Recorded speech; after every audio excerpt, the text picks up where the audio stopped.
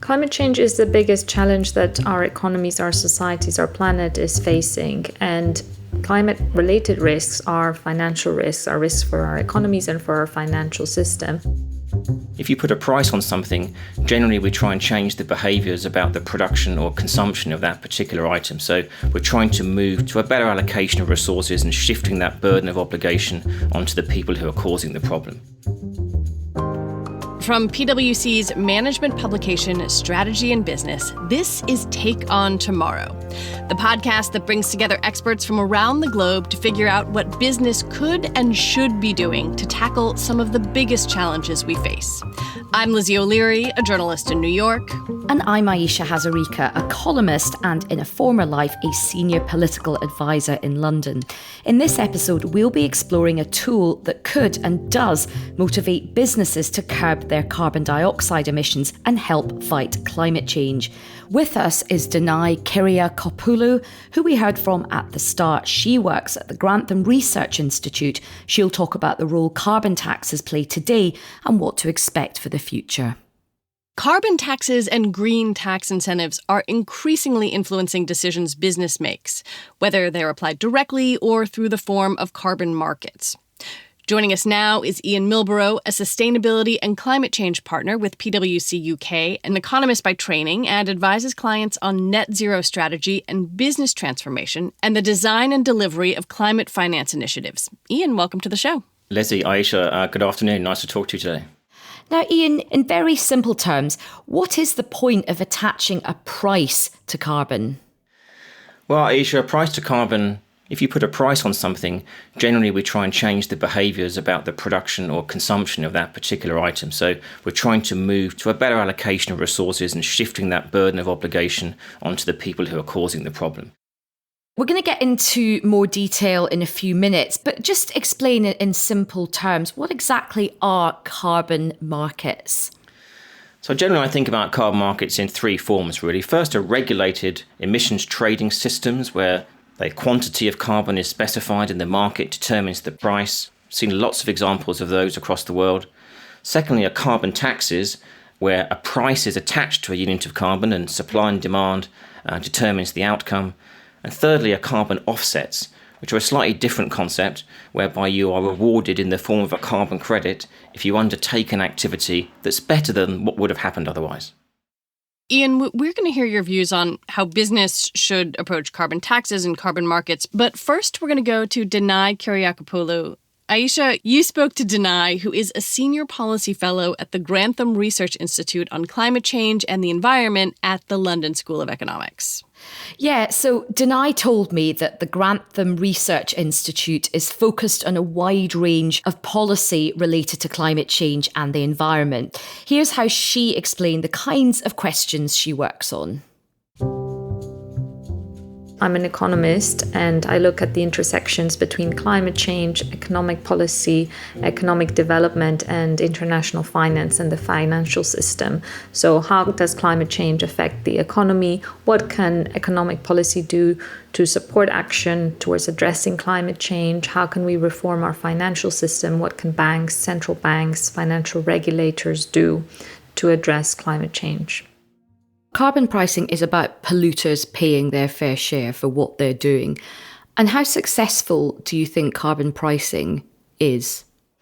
It creates economic incentives. We have loads of examples of countries that have put in place carbon prices. It creates this incentive by making the polluter pay, but also incentivizing them to shift to cleaner forms of production and also to consumers to shift their consumption to reduce energy consumption, for example. It creates these incentives to adjust our behavior. And can you give us any examples of countries in which carbon pricing has worked effectively or sectors in which carbon pricing has worked well? So in terms of which sectors are most affected by carbon pricing, it's primarily energy. It creates incentives to change the energy mix from dirtier sources of energy to cleaner sources of energy. Transport sector also, in terms of incentivizing shifting away from vehicles that burn dirty fuels to electric vehicles, but also industrial sectors as well, who have energy intensive and emissions intensive sectors. And then in countries, carbon prices are fairly widespread. There is a total of 68 carbon pricing initiatives globally, and that includes 46 countries and 36 sub-regional, subnational jurisdictions. And there's quite a variation in terms of the carbon price, so that is also quite important. And it can vary from as low as below $10 per ton in countries like South Africa or Mexico, to the bulk of countries which are around 20 to 50, let's say. That includes the G7 countries that have a carbon price, like the UK or Canada, to over 100 in even some countries like Switzerland or Liechtenstein. And the highest of all is in Sweden, which is 1,200 kronen, the Swedish currency, which is around $115. Now let's move on to looking at the differences between a straight carbon tax and an emissions trading system. Just explain to us what those two things are and why they're different and what works best in your estimation. So both of these two are explicit carbon pricing instruments or mechanisms. There can also be implicit ones. For example, you can subsidize cleaner forms of energy and in that way indirectly raise the price of the dirtier forms. But both carbon taxes and emission trading systems or schemes, ETSs, are explicit carbon pricing measures.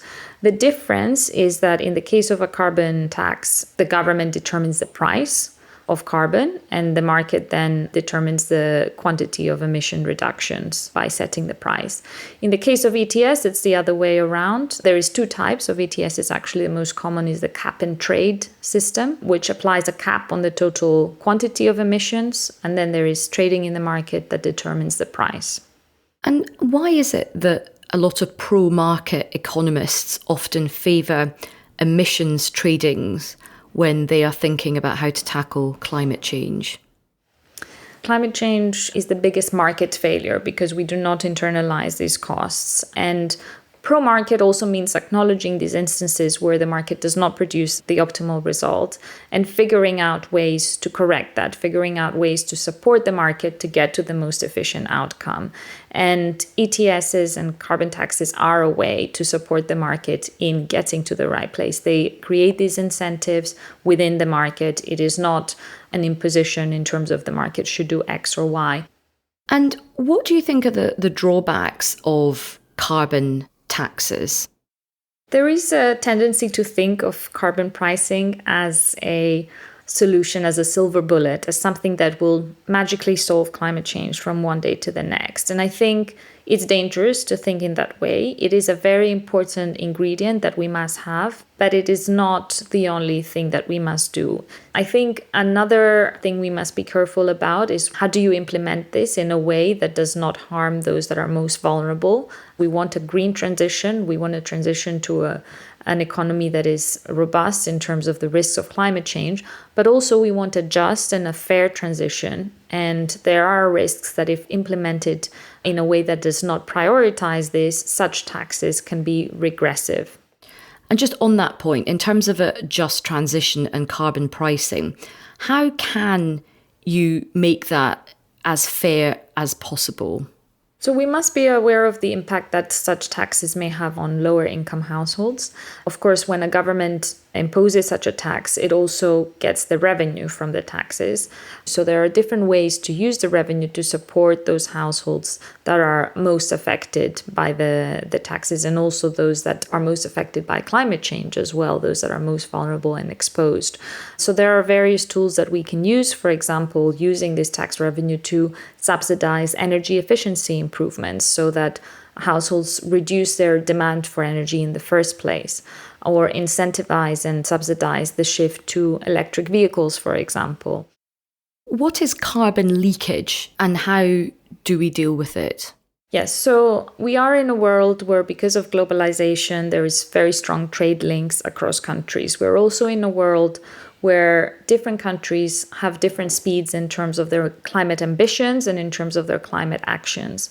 And that creates differences and distinctions, because if country X has a carbon price of 80, let's say, and another country has a carbon price of 10, that creates differences in terms of how their businesses adapt to that. So businesses in one country will be subject to more strict environmental regulations than businesses in another country. That creates competitiveness issues. It creates incentives for countries to outsource production of energy-intensive and emissions-intensive activity to countries where environmental regulations are not very strict. That is not what we want, because as a planet, we simply shift the problem somewhere else. We do not get rid of the emissions. That is the risk of carbon leakage. And countries that have a high level of ambition want to avoid that their own businesses are less competitive as a result. And could you describe some of the ways that these countries are dealing with carbon leakage? So a very direct way to deal with that is border adjustment mechanisms. So this means, for example, the EU is now considering the so-called CBAM, the Carbon Border Adjustment Mechanism, as a complement to its climate ambition. It says European firms shouldn't be subject to these regulations and not be able to compete with firms in third countries that are not. So what we are going to do is we are going to adjust at the border. We're going to put an extra tax on emissions, on carbon embodied in imports. And that creates risks of retaliation. There are legal issues with the World Trade Organization that need to be dealt with. So it becomes complicated, but it is possible. The EU has been doing this. It's now in the process of finalizing this. But it's clearly not something that we want there for the long term. Is there a chance that carbon leakage may even result in mini trade wars, or there might be retaliations or tariffs imposed on countries that are not doing enough? That is what these carbon border adjustment mechanisms are designed also to protect from, to make sure that there is a level playing field. What we want ideally is that there is some convergence in terms of the level of ambition, so that you do not need these carbon border adjustment mechanisms in the first place. Now, that is difficult because not every country is at the same starting point, and we need to account for this. We cannot expect countries that are at a much earlier stage of development to be able to move as quickly as those who have already industrialized. But there are efforts to align this ambition. And what is important there is that we do not want to simply have convergence in terms of ambition at the lowest level. We want to have convergence, but also accelerate, also have higher ambition. And Danae, talk to us about an interesting programme called Fit for 55. So the EU has committed to net zero, to climate neutrality by 2050, and to get there it has committed to more than halving its emissions by 2030. So the Fit for 55 is this plan for the green transition, and it includes a lot of legislative changes in terms of the energy, transport, industrial sectors across the European Union. And as part of this, there is also plans for the carbon price and the carbon border adjustment mechanism, and how to support the industries that will be subject to these stricter environmental regulations and climate laws. There's a lot of big things to get our heads around. Many of us are living this in our day-to-day lives. We're seeing this happen in real time. What is the good news that you have for us? And tell us the things that you are optimistic about in terms of the policy tools that we have and things like the impact of carbon pricing when it's done properly. Yes, you're asking an economist to be optimistic, but I will try. I think the science gives us optimism. There's been a lot of progress in terms of our ability to move to cleaner forms of energy, to have more energy efficient infrastructure, homes, buildings, vehicles. You've seen countries where the shift to electric vehicles has been very, very fast. In Norway, for example, you've seen the shift away from coal in the UK very, very fast again. So I think these examples that show that the change is possible quickly give us hope. I think the second thing that gives hope is the private finance really now realizing that this is something that matters to them. It's not just window dressing, it's not just a reputational issue, it's something that matters for their portfolios. If you're a bank and you've given a loan for someone to buy a house that is now more vulnerable to flood risk or to a fire, that affects you in terms of the risk you've taken on as a bank. So it's a material financial risk. And there is that strong realization now that they must care about it and address it. And I think the third is younger generations. I work at a university at the London School of Economics. There is a lot of energy and momentum in terms of younger generations. It affects our generations as well, but for them it's very, very, very intense and much more existential, that realization that we have to act on climate. And that trickles down to voters, to policymakers, to responding to that pressure. And I think that's a very big driver as well in terms of a more positive future. Well, Danae, it's been absolutely fascinating speaking with you. You've got such knowledge and expertise on these issues, and really interesting to get your global perspective as well. Thank you so much for coming on Take On Tomorrow. Thank you very much for having me. Joining us again now is Ian Milborrow. Ian, what stood out to you from the conversation between Danae and Ayesha? Yeah, I think there's probably three things, Lizzie. I mean, the first one is coverage. So I think, as Danae mentioned, we've seen the growth of these emissions trading schemes over the last 20 years and more are being designed. But even as of now, only 25% of global emissions have a carbon price attached to them. So there's still quite a bit of work to be done to embed carbon pricing throughout the global economy. The second point I guess I'd call out is around prices and what the actual prices of carbon are. You know, in Europe, for example, we've seen over the last 12 months an average price of 77 euros per tonne. That provides a pretty powerful price signal.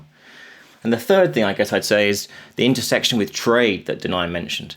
So there's something called the Carbon Border Adjustment Mechanism that's being designed here in Europe, and that's an interesting development. It's going to cover carbon-intensive products such as cement and steel and try to provide a level playing field about how those products are traded with carbon attached to them. And Ian, let's focus a bit on your clients and the people that you advise. What are the most common concerns around carbon taxation that they bring to you? Yeah, it's a good question, Ayesha. I mean, I think there's a few concerns. You know, many of our clients who have ambitious net zero decarbonisation plans, they probably accept the need for carbon taxes.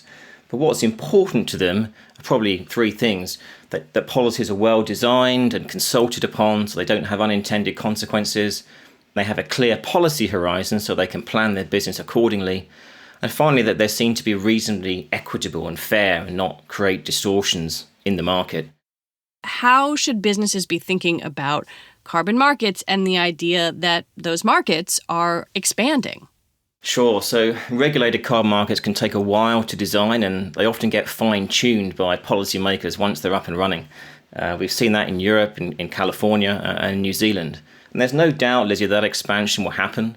Personally, I'd expect more state-level schemes in the US to come online over the next few years. That a number of middle-income countries, the likes of Mexico and Colombia, they might see emissions trading regimes over the next few years as well. So business needs to stay abreast of these developments, particularly if they operate across multiple jurisdictions. Well, I have a question about the jurisdiction issue. If you have a multinational corporation and they are thinking about this holistically, it seems very difficult to align your policy if you're talking about all of these different markets with different incentives. I mean, you're quite right, Lizzie. I mean, I think a couple of common principles apply. I mean, generally, I think it collapses to strategic decisions about how they are informed in the design, the consultation of those schemes. And then once those schemes go live, and ideally a bit before, think about the implications through the business in terms of operational decisions and longer-term capital allocation. That's what most of our clients, how they'd approach the issue. Now, Ian, carbon markets are pretty complicated, and you're talking about compulsory carbon markets. How do they differ from voluntary carbon markets? Sure. So regulated carbon markets are basically a formal compliance obligation, and companies have to meet various reporting requirements each year. In contrast, voluntary carbon markets operate within a set of consensus-based standards that govern what activities can happen and how, in essence, a carbon credit that's calculated on the basis of what would have happened in the absence of a project are determined, and how are they rewarded. Now, these voluntary carbon markets have operated for many years and they've been subject to critiques, and there are moves now to really standardise them and put additional safeguards in place.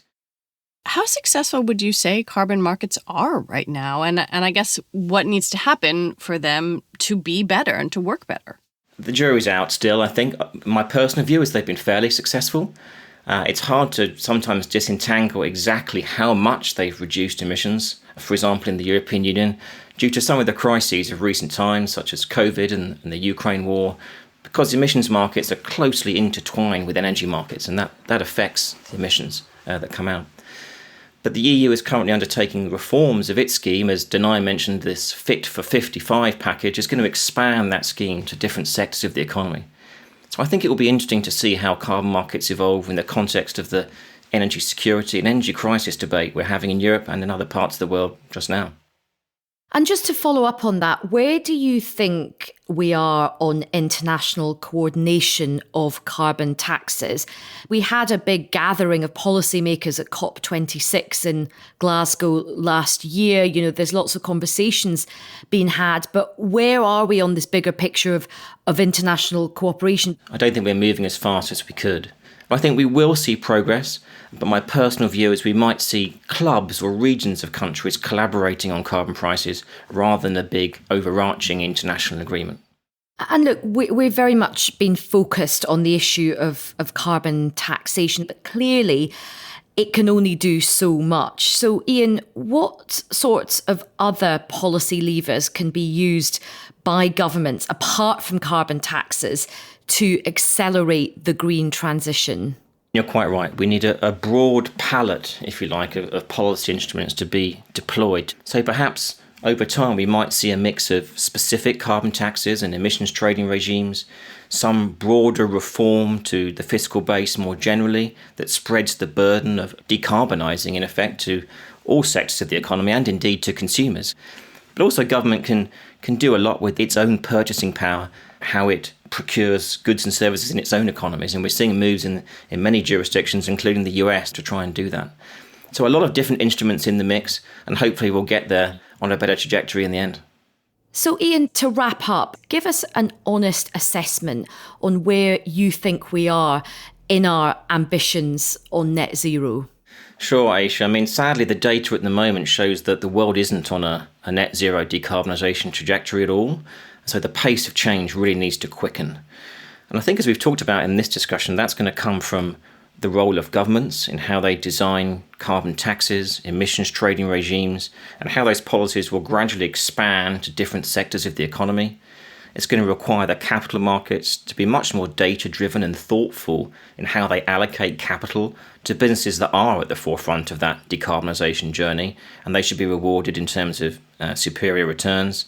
And finally, it's on the onus is upon us and our children to understand the issue and to try and have choices both available to us and for us to take personal accountability for some of our own decisions such that we can all play our part in getting on that right path. Well, Ian, it's been absolutely fascinating speaking with you. Thank you so much for your time. Ayesha, Lizzie, thank you for having me today. That was fascinating. I have long wondered about kind of the guts of carbon markets. And I think one of the things that is most interesting to me is how there are so many different ones. And I think if you're a multinational corporation, trying to think about that and harmonize it is incredibly difficult right now. Yeah, I completely agree with that. I think my big takeaway from that interview is the complexity around carbon markets, particularly when you look at the international aspect of it and the desire for people to have a level playing field, some fairness and some certainty in terms of the regulators as well. Well, that is it for this episode. Join us next week when we'll be asking, is the empowered worker here to stay? The shift between employee expectations has already happened. Employees that are in the workforce and prospective employees, their expectations have changed significantly. And I don't see that shift as a negative. I see actually that as a huge positive If we can tap into it well, I think it would have really great outcomes for clients, colleagues, and the broader communities. Take On Tomorrow is brought to you by PwC Strategy and Business. PwC refers to the PwC network and or one or more of its member firms, each of which is a separate legal entity.